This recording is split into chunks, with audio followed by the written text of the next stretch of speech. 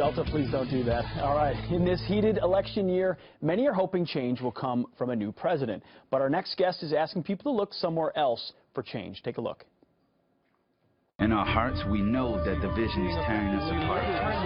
It's killing us. We watch as our generation turns its back on the church. On July 16, 2016, we're calling over 1 million people to meet on the National Mall to stand for Jesus in historic unity, prayer, worship, and a call for catalytic change.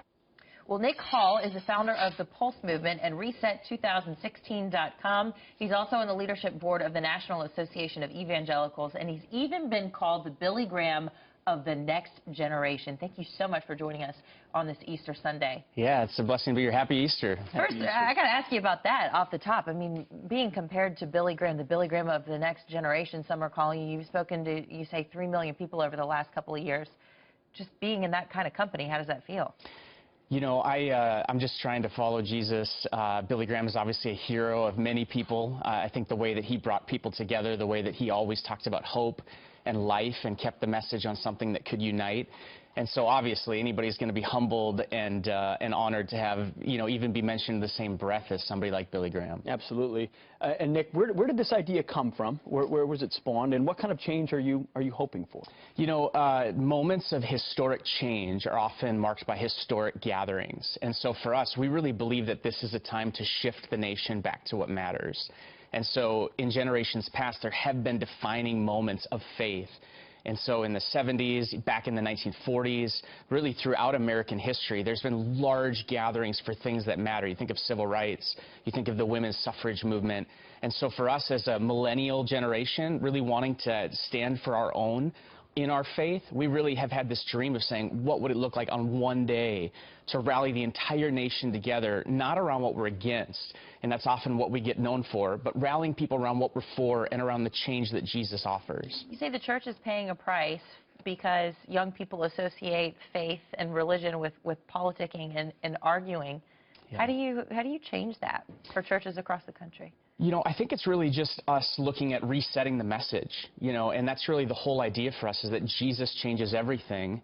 And we think it's easy for us, especially in a political season, to rally like everybody else and get so worked up and critical and negative. And yet I think you see this longing in the hearts of so many people to say, you know what, we can still unite regardless of our differences, and we really believe that Jesus is the one that can bring us together. And obviously, sitting here this morning with you guys on Easter morning, what a better time to talk about that Jesus changes everything, that he is risen, and that there's life that's offered to our nation and to the nations of the world today. Amen. I mean, but yet so many things have changed since our founders, who were mostly Christians, many clergy, established this nation and set forth an exceptional nation. Yet here we are today, fractured. What kind of change, when you say that change, how do you repair those bonds, which are more than just Republican and Democrat? They're sort of the civic bonds of our country. Faith has to play a role in that. How do you do that? Yeah, I mean, we really think that there's a leader that we all need, right? And I think in this political season, it's interesting. You watch the politics, and it's almost like no one looks innocent with all the attacks that happen. There has to be a leader that rises above. And we think Jesus is that leader. And regardless of really religion or background, Jesus offers us an example of friendship, of leadership, of character, of integrity. And obviously, as people of faith, we believe that his Spirit comes and can empower us to be the generation that we're supposed to be. And so, you know, through prayer, through getting in scriptures, through talking about his life and what he did, we believe that change can happen in every level of society. As we go, where can our friends find out information about the big event on the lawn? Reset2016.com. We're praying for a reset, so people can hop online, Reset2016, be part of the million. And it's happening July 16th of this year, right? Saturday, July 16th. You got to be there. Are you guys going to come? Nick Hall, thank you so much. We'll check it out for sure. Thanks, Nick. Appreciate it. Happy Easter. Happy Easter.